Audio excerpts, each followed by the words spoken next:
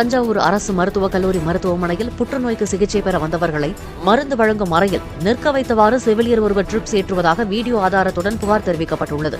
நோயாளிகளின் இடத்திற்கு சென்றுதான் சிகிச்சை வழங்க வேண்டும் என்பது விதியாக உள்ள நிலையில் அது மீறப்பட்டுள்ளதாக நோயாளிகள் தரப்பினர் கூறினர். விதிகளை மீறிய குற்றச்சாட்டில் ரஞ்சிதா என்ற செவிலியரை பணியிடை நீக்கம் செய்து சுகாதாரத்துறை உத்தரவிட்டுள்ளது.